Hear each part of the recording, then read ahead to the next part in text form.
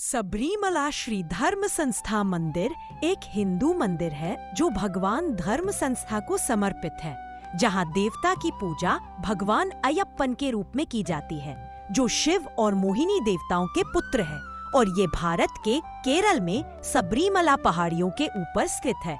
ये मंदिर Periyar tiger reserve में 18 पहाड़ियों से घिरा हुआ है।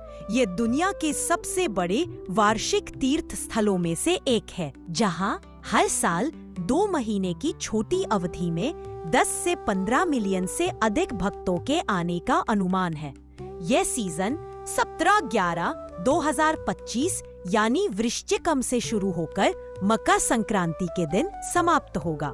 सबरीमला मंदिर भारतीय संदर्भ में कई धार्मिक परंपराओं के समामेलन का एक प्रमुख उदाहरण है।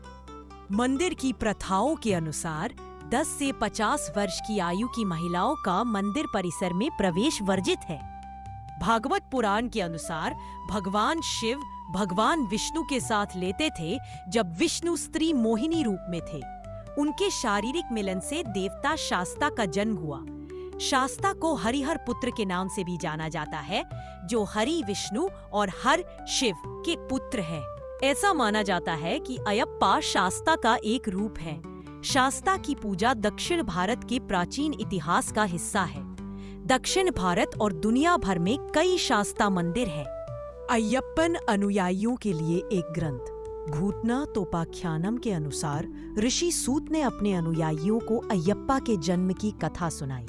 चामुंडी द्वारा महिषासुर का वध करने के बाद उसकी बहन महिषी देवताओं से बदला लेने के लिए आई। ब्रह्मा ने महिषी को एक वरदान दिया जिससे वह अजेय हो गई, लेकिन शर्त यह थी कि केवल 2 पुरुषों से उत्पन्न मानव ही उसका वध कर सकता है। देवता भयभीत और असहाय थे, इसलिए उन्होंने विष्णु से सहायता मांगी। शिव और मोहिनी अवतार धारण करने वाले विष्णु के मिलन से मणिकंदन नामक एक पुत्र उत्पन्न हुआ। मणिकंदन को दक्षिण भारत में पंपा नदी के तट पर छोड़ दिया गया था। पंथालम वंश के सम्राट राजशेखर, जो निसंतान थे, को यह बालक मिला। इसी बीच रानी ने एक शिशु को जन्म दिया। रानी मणिकंदन से घृणा करती थी और उसे खत्म करने की योजना बनाई। उसने अपनी बीमारी के बारे में झूठ बोला कि उसे पेट दर्द है। उसकी मिलीभगत से महल के वैद्य डॉक्टर ने बताया कि उसका इलाज केवल बाघ के दूध से ही हो सकता है।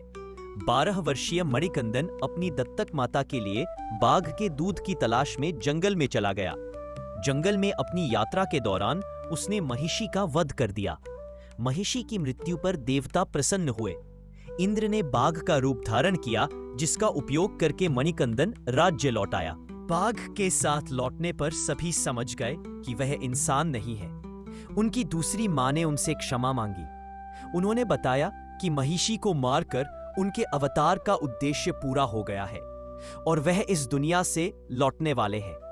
उन्होंने एक मंदिर के स्थान को चिन्हित करने के लिए जंगल में एक तीर फेंका, उन्हें एक मंदिर बनाने का निर्देश दिया और फिर पृथ्वी से चले गए।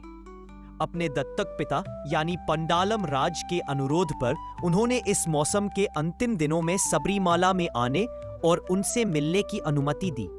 मंडला पूजा उत्सव इस पौराणिक कथा पर मनाया जाता है कि अयप्पा इस मौसम के दौरान भक्तों को देखने और आशीर्वाद देने के लिए हर साल सबरीमाला आते हैं।